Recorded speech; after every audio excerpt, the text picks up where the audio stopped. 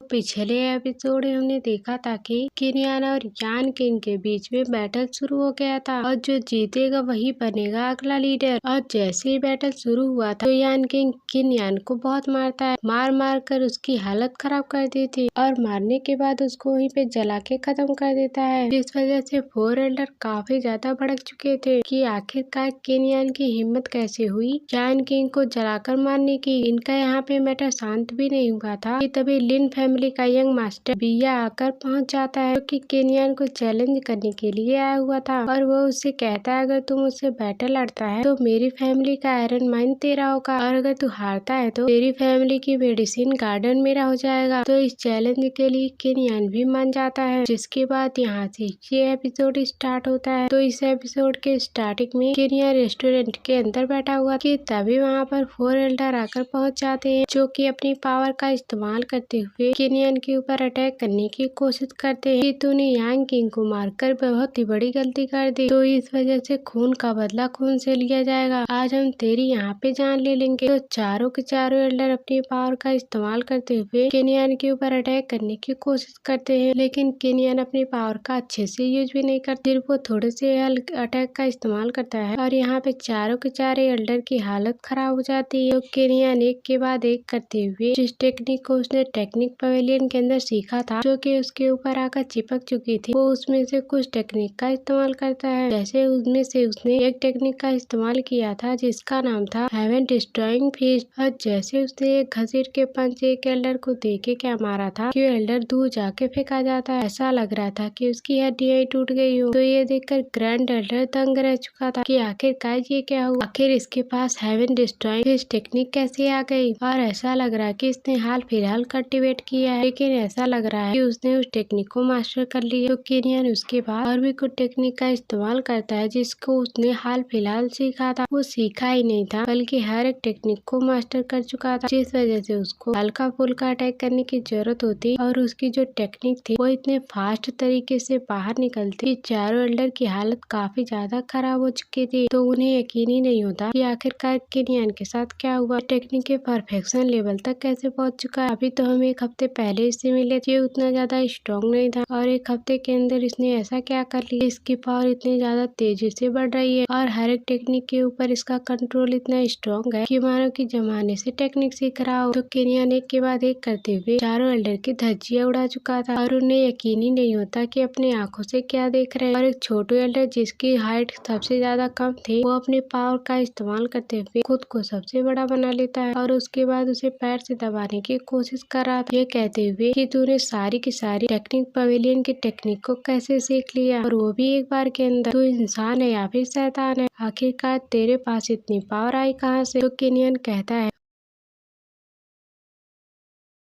मैंने तो सिर्फ यहाँ पे एक मामूली सी टेक्निक का इस्तेमाल किया था, तुम तो इतने में ही डर गए। और जरा सोचो जब मैं अपनी फुल पावर का इस्तेमाल करूंगा तो उसके बाद तुम लोगों का क्या हाल होगा। तो उसके बाद वो सबसे मोटू और लंबे एल्डर को 7 स्टार फिंगर टेक्निक का इस्तेमाल करते हुए उसको खूब मारता है और जितना छोटू ने अपने आप को बड़ा किया वो गुब्बारे की तरह फटकर वापस से बौना हो चुका था। सारे एल्डर की हालत काफी ज्यादा खराब हो चुकी थी और तभी ग्रैंड एल्डर बीच में आता है और अपने पावर का इस्तेमाल करते हुए किनियन के ऊपर अटैक करने की कोशिश कर रहा था, लेकिन इसका भी कोई फायदा नहीं होता। सारे के सारे एल्डर ने अपनी पूरी जान लगा दी थी, लेकिन किनियन अकेला सबको मजा चखा रहा था और किसी ने किनियन का कुछ भी गाड़ी नहीं पाया। तो किनियन ने सबके हाथ पैर तोड़ के रख दिए। बहुत ही कमाल का और काफी ज्यादा खतरनाक बैटल हो गया था। तो किनियन कहता है बस बहुत हो गया, तुम लोगों के साथ फाइट करते हुए मेरा मूड खराब हो चुका है, अब इस फाइट को एंड करने का टाइम आ चुका है। तो उसके बाद वो तुरंत अपने स्वॉर्ड को बाहर निकालता है, वही हेवन डिस्ट्रॉइंग स्वॉर्ड, इसका इस्तेमाल करते हुए उसने अपर एलम के अंदर ब्रेक किया था। और जैसे उसने यहाँ पर अपने स्वॉर्ड का इस्तेमाल किया, वो एल्डर के ऊपर अटैक नहीं करता, बस वो अपने स्वॉर्ड को हल्का सा घुमा देता है और स्वॉर्ड घुमाने से जो और बाहर निकला था, चारों के चारों एल्डर वहीं पर लेट जाते हैं और इतना बुरे तरीके से अटैक लगा था जिसका हिसाब ही नहीं था। और फिर किनियन मस्त चाय पीने के लिए बैठ चुका था। वो कहता हुआ क्या हुआ एल्डर, मैंने तो बस अपने स्वॉर्ड से और का ही इस्तेमाल किया, इतने में तुम्हारी हालत खराब हो गई। तो सोचो अगर मैंने चला दिया होता तो तुम्हारे साथ क्या होता। और मैंने बिल्कुल भी नहीं सोचा था कि तुम इतने ज्यादा कमजोर हो। मुझे लगा था तुम्हारे अंदर कुछ तो पावर होगी, लेकिन फाइट करके ऐसा लग रहा है कि तुम लोग किसी काम के नहीं हो। और तुम लोगों ने बहुत ही बुरी तरीके से हमारी जून फैमिली के साथ जो बर्ताव किया है, इसका हिसाब नहीं लगाया जा सकता। तुमने टैलेंटेड डिसाइपल को जगह नहीं दी आगे बढ़ने की, और तुम्हारे जो चमचागिरी करने वाले डिसाइपल है, तुमने उसको ही प्रमोट किया। लोग कलंक हो हमारी जून फैमिली के लिए। तो फिर ग्रैंड एल्डर कहता है, तेरी हिम्मत कैसे हुई कि तू मेरे ऊपर इल्जाम लगा रहा, वो भी झूठा झूठा। और तू मेरे बेटे को मार डाला और मेरे ऊपर इल्जाम लगा रहा है। तो केनियन चारों एल्डर की जितनी भी करतूतें थी उनके लिस्ट की किताबें लिखता है, और फिर वही किताबें फेंक कर ग्रैंड एल्डर को मारता है, जिससे ग्रैंड एल्डर की हड्डी टूट जाती है। तो केनियन कहता है, तुम लोगों के पापों का घड़ा इसी किताब के अंदर लिखा हुआ है, और इसे पढ़ते जाना, कम से कम 24 घंटे लगेंगे। तो बोना एल्डर कहने लग जाता है, अगर मैं एक ही इशारा करूँ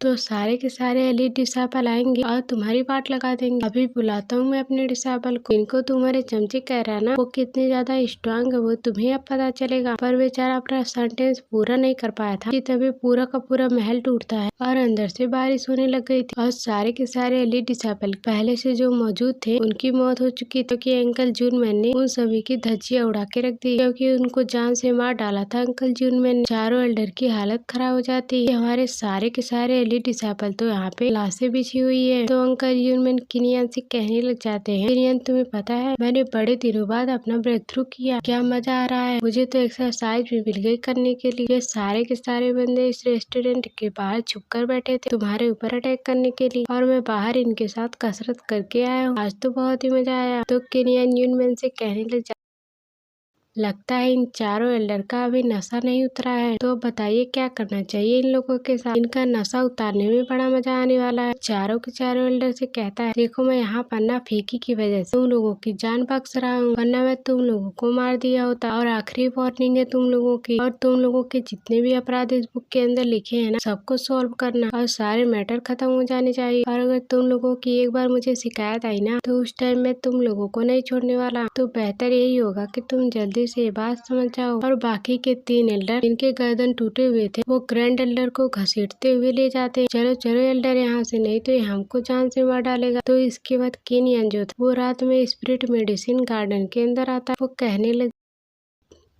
कि ब्यूआ ने कहा है अगर उसके साथ फाइट करते हुए मैं हारूंगा तो उसको स्पिरिट मेडिसिन गार्डन चाहिए। आखिरकार उसकी नजर इस स्पिरिट मेडिसिन गार्डन पे क्यों है। हो सकता है यहाँ पे कुछ कमाल की चीज हो, इसको ब्यूआ पाना चाहता है, और अगर मैं उस चीज को हासिल कर लेता हूँ तो कितना ज्यादा बेहतर होगा। और वो स्पिरिट मेडिसिन गार्डन में घूमने लग जाता है ताकि वो कौन सी कमाल की चीज है जिसपे ब्यूआ की नजर और उसे पता लगा सके। तो एक चीज केनियन को समझ में नहीं आती, अगर यहाँ पे मेडिसिन गार्डन है तो यहाँ पे बहुत सारे स्पिरिचुअल एनर्जी होनी चाहिए, लेकिन ये जगह बिल्कुल खाली लग रही है स्पिरिचुअल एनर्जी से। आखिर यहाँ का स्पिरिचुअल ऑरा कौन निकल गया। तभी आसमान से कुछ अटैक आता है जो कि केनियन के ऊपर आकर लगने लग गया था। तो केनियन ये देखकर हैरान रह जाता है कि आखिरकार कौन अटैक कर रहा है मुझे। वो इधर उधर भागने की कोशिश करने लगता है और खुद को बचाने की कोशिश कर रहा था, लेकिन उसको समझ में नहीं आता कि अटैक कर कौन रहा है। तो केनियन जब देखता है कि उसके ऊपर क्या गिर रहा है, उसको पता चलता है ये तो स्पिरिचुअल फ्रूट की बीज है। कोई यहाँ पे ऐसा छुप कर बैठा हुआ है जो कि बीज खा के मेरे ऊपर पटक रहा है। वो कहता है बदमाश कहीं कि तू है कौन है जिसकी हिम्मत हुई मेरे ऊपर बीज फेंक कर मारने की। जरा सामने आ जा वरना तेरे लिए अच्छा नहीं होगा। और जो औरा यहाँ पे केनियन महसूस कर रहा था तो उसको लग रहा था ये औरा बिल्कुल वैसा ही है। इस तरह का बीज अपर रिलम के अंदर मेरे ऊपर अटैक किया था जब मैं वहाँ से भाग के आया था। तो कहीं ऐसा तो नहीं कि वही बीज यहाँ पे आ गया हो मेरे साथ उस पोर्टल के जरिए, और वो भी मॉडल लैब के अंदर पहुँच गया हो। तो वो उसे कहने लग जाता है, क्या हुआ दोस्त, तू भी यहाँ पे मॉडल रिलम के अंदर आके फंस चुका है क्या। जब तू मेरी वजह से यहाँ पर आ ही गया है तो तू मुझसे शर्मा क्यों रहा है। आजा मेरे सामने ही आजा, बहुत ही बुरा हाल किया था तूने मेरा अपर रिलम के पोर्टल के पास। तेरा तो यहीं पे गेम बजाऊंगा। तू यहाँ पे आया ही नहीं बल्कि मेरे स्पिरिट मेडिसिन गार्डन के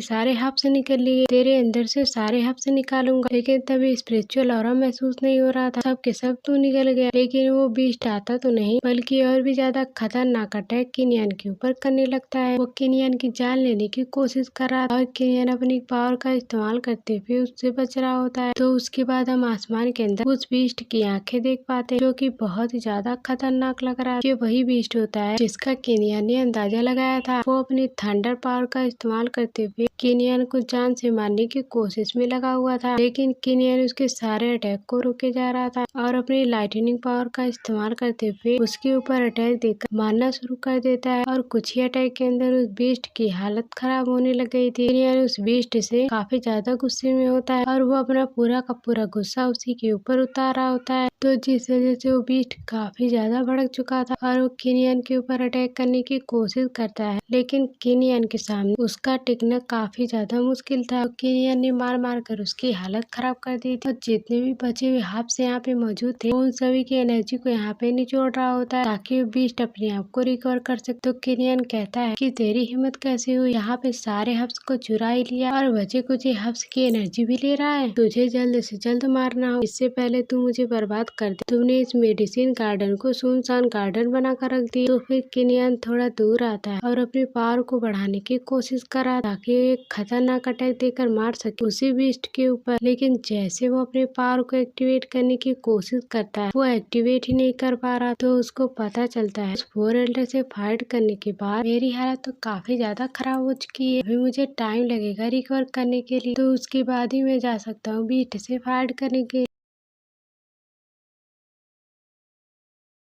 बहुत ही गलत टाइम पे एंट्री मारी। तो किनिया रेडी न होने की वजह से बची खुची जो उसकी पावर थी उसे अपने स्वर्ण को समन करता है और उसके बाद एक बहुत ही स्ट्रॉन्ग फॉर्मेशन क्रिएट कर चुका था और उसकी वजह से एक स्वर्ण बना होता है और एक फॉर्मेशन उसी और से बना होता है और उसके बाद वो सीधा का सीधा अटैक देकर मार चुका था उसी बीस्ट के ऊपर। कुछ टाइम तक वो बीस्ट उसके अटैक को हैंडल करता है, लेकिन थोड़ी देर बाद वो गुब्बारे की तरह फूट चुका और इतनी ज्यादा एनर्जी भर लिया था अपने अंदर कि उसके अटैक करने से वो फट गया और किनियान की जो बची खुची एनर्जी थी वो भी खत्म हो जाती और वो बिल्कुल खुद में कमजोरी महसूस कर रहा था और वो कहने लग जाता है मुझे जल्द से जल्द खुद को रिकवर करना पड़ेगा। और जब से उसने स्वर्ण के फॉर्मेशन को एक्टिवेट किया है उसने मेरी और भी ज्यादा एनर्जी को खींच लिया और उसको खून की उल्टियाँ होने लग गई। इसके बाद वो देखने लग जाता है कि आखिरकार वो मॉन्स्टर गया कहाँ, वो मर गया या फिर जिंदा। तो उसको वहाँ पे दिखाई देता है एक छोटू सा और क्यूट सा मॉन्स्टर। इस बेचारे के सर चकरा रहे थे गुब्बारे के जैसा फटने की वजह से और उसको समझ में नहीं आ रहा था कि उसके साथ क्या हो गया।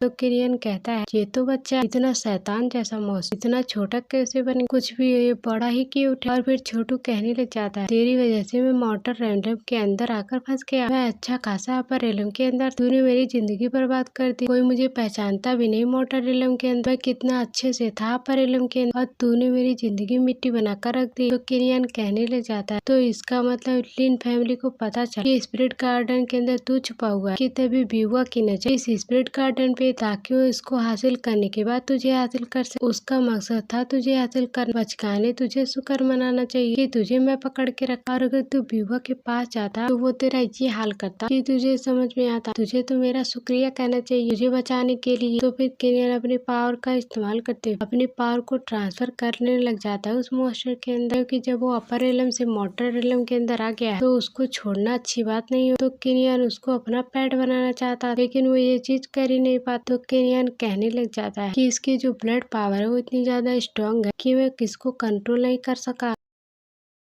से वो बना है कियोस पावर से। और जो चीज कियोस पावर से बनती है ना तो उसको गुलाम बनाया जा सकता है ना तो उसको पेट बनाया जा सकता है। और अगर ये मेरे साथ रहेगा तो अपनी मर्जी से मैं इसको अपनी मर्जी से अपने साथ नहीं रख सकती, इतनी खतरनाक चीज है। तो ये देखकर वो बीस्ट कहने लग जाता है चल चल किनियन मुझसे माफी मांग, तुम्हें मेरे सामने झुक कर रहना पड़ेगा और तू मुझे अपना गुलाम नहीं बना सकता। तो किनियन कहने लगता है मैं तुझे ऐसे कैसे जाने दूंगा, मैं तुझे ऐसे थोड़ी न छोड़ूंगा। फिर उसके बाद वो अपनी पावर का इस्तेमाल करते हुए एक बहुत ही खतरनाक टेक्निक का इस्तेमाल करता है जिसकी वजह से वो उस बिल्ली को सील करके रखेगा, जिसकी वजह से वो बिल्ला कहीं नहीं भाग पाएगा, चाहे कितनी भी कोशिश क्यों न कर उसको किनियन के साथ रहना ही पड़ेगा। तो बिल्ला कहने लग जाता है तूने मुझे बर्बाद करके रख दी और तेरे पास इतनी खतरनाक सी लाई कहाँ से? तूने इसको कहाँ से चुराया? तो किरियन कहने लग जाता है तुझे मेरी बात माननी पड़ेगी, तू मुझे छोड़कर नहीं जा सकता। तुझे पता है अगर मैं मरने वाला क्यों न रहा तब भी तू इस टेक्निक से आजाद नहीं हो सकता। मैंने तेरे ऊपर इम्पीरियल सील लगाया हुआ है। बहुत टाइम पुराना एक एम्परर हुआ करता था जिसने अपने एक बीस्ट के ऊपर अपने इम्पीरियल सील लगाया हुआ था और जब उसके एम्परर के मरने के दिन आया तो उसने अपने बीस्ट की सारी जिंदगी छीन ली, अपने लाइफ को बढ़ा लिया और उसका बीस्ट मर गया। यही काम मैं तेरे साथ करूंगा। जब मेरा बुढ़ापा आ जाएगा तब मैं तेरी पावर छीन कर अपनी जिंदगी बढ़ाऊंगा और तुझे बूढ़ा कर दूंगा। तो बिल्ला कहता है तू मुझे छोड़ दे, एक तो तू मेरी जिंदगी वैसे भी बर्बाद करके रखा है और मुझे कितना बर्बाद करेगा। मैं कहाँ मुसीबत में आकर पड़ गया। मुझ जैसे बिल्ले के ऊपर तुझे तरस नहीं आता क्या? तू मेरे साथ क्या कर रहा है? लेकिन किनियन छोड़ता ही नहीं। वो इम्पीरियल सील से उसको जकड़ चुका था और अब यहाँ पे वो बिल्ला उसके कंट्रोल से नहीं जा सकता और उस बिल्ले को उसकी सारी बातें माननी पड़ेगी। और उस बिल्ले का स्पिरिट कोर जो होता है वो किनियन के पास आ चुका था। जो बिल्ला चाह कर भी अब कहीं नहीं जा सकता और जो चीज किनियन करना चाहता था वो उसमें कामयाब भी रहा। तो किनियन कहता है मैं तुझे गुलाम की तरह ट्रीट नहीं करूंगा और अगर तू अच्छे से रहता है ना तो मैं तुझे दोस्त की तरह रखूंगा। मैं तेरी ब्रेक थ्रू करने में हेल्प करूंगा, तेरी पावर को बढ़ाने में हेल्प करूंगा।